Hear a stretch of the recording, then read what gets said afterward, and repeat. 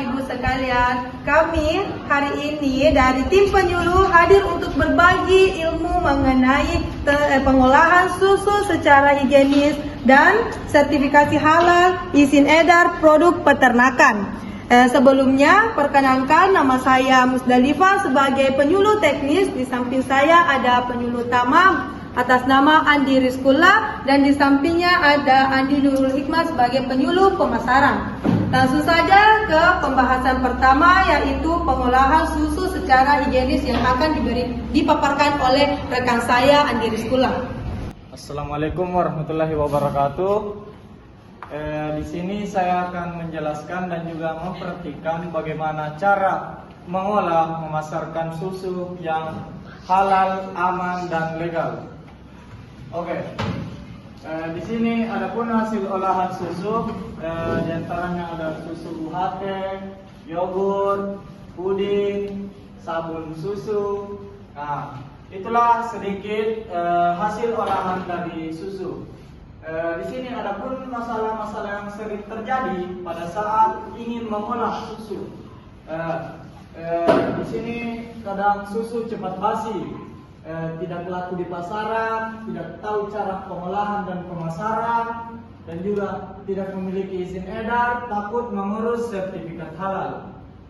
Betul Pak, itu juga jadi masalah kami. Saya itu menyerap susu kambing setiap hari, belum cukup 1 hari itu susunya sudah basi. Apa ada solusinya supaya susu kambing itu udah cepat basi Pak? Oh, kalau begitu Ibu, langsung saja paling praktik langsung nanti supaya lebih jelasnya, tidak perlu penjelasan lagi kalau praktik langsungnya. Mari paling Bu. Ya, Bu, saya akan menjelaskan tentang bagaimana cara praktik langsungnya. Kalau misalnya mau melakukan pengolahan susu, yang pertama itu cuci tangan tak dulu pakai sabun. Kedua, bersihkan wadah tak menggunakan air panas. Yang ketiga, kasih masuki ke wadah yang stainless sebelum dikasih masuk ke botol. Baru pasteurisasikan atau panaskan ini ke suhu 63 derajat selama 30 menit atau 72 derajat selama 15 detik. Setelah itu langsung dinginkan nih. Begitu Bu, cara pengolahan susu yang higienis. Ingat Ki Bu, jangan Ki pakai botol bekas yang belum disterilkan dengan air panas, karena kalau belum disterilkan itu bisa membawa bakteri dari pemakaian sebelumnya. Ternyata kita itu sebagai peternak malah membuat kesalahan yang sangat fatal, mengabaikan hal yang sangat penting dalam pengolahan hasil ternak kami, dan membuat kami juga rugi sendiri. Saya tertarik bikin yogurt Bu, apakah bisa jadi usaha rumahan? Tentu saja Ibu, kita bisa bahas olahannya atau pemasarannya setelah ini. Kan ditahu bagaimana cara pengolahan susu yang benar. Bakalan lanjut lagi ke penjelasan bagaimana strategi pemasaran olahan susu. Kalau mau menjual Bu, tapi tidak punya kemasan, bagaimana caranya tuh Bapak Ibu? Nah, jadi Bu, pakai Ki dulu alat sederhana seperti botol bekas biasa, kemudian pakai Ki label, baru nanti kita tulis di situ nama produknya sama kasih nomor WhatsApp di situ, nomor HP ta. Baru kita pasarkan melalui sosial media seperti Facebook atau Instagram. Bisa Ki juga titip Ki di warung-warung terdekat Ibu, begitu.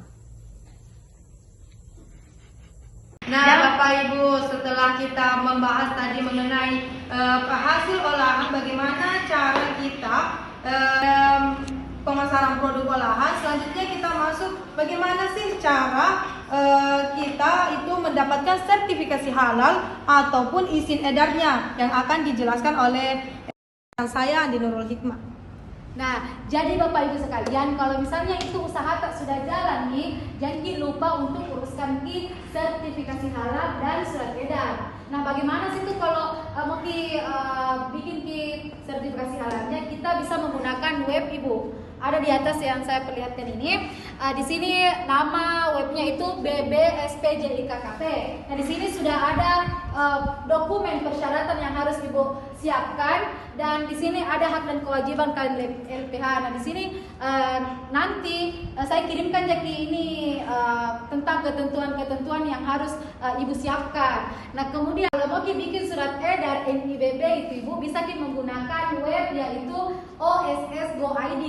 Nah di sini ada juga persyaratan dan ketentuannya Bapak Ibu.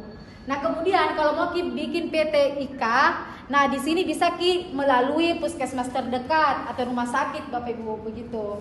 Nah untuk lebih lengkapnya itu Bapak Ibu, nanti saya tuliskan atau saya kirimkan sharekan ke HPTA persyaratannya dan juga webnya supaya lebih mudah kita akses nantinya begitu.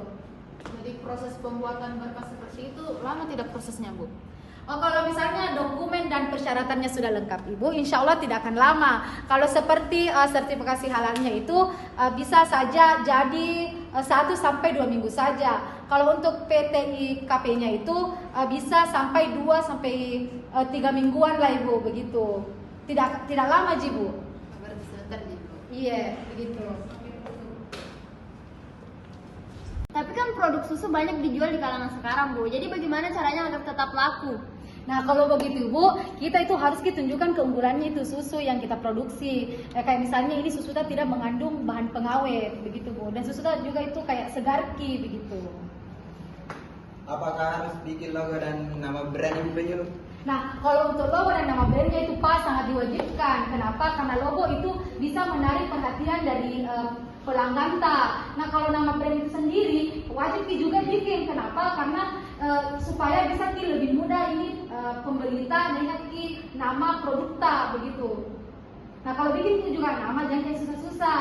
Saya kasih contoh misalnya kalau bikin usaha yogurt, nah kita bisa kasih semisal namanya yogurt Desa Mapesangka begitu, yang lebih mudah saja ingat pelanggan begitu. Oh, ternyata susu kambing itu kalau diolah dengan baik bisa menghasilkan produk yang bagus. Betul Pak. Mulai bagi saja dari dapur tas sendiri, bagaimana cara kita mengolah, menghasilkan susu olahan yang aman, sehat dan juga berkualitas tinggi. Kami harap ilmu yang telah kami berikan bisa bermanfaat bagi Bapak Ibu semua, mulai dari rumah, kandang sendiri, dan ini bisa bermanfaat bagi Bapak Ibu semua. Nah, terima kasih atas perhatian dari Bapak Ibu sekalian. Kita harus menjadi peternak yang mandiri dan profesional. Produk aman, Halal, Dan laris, peternak maju, desa sejahtera.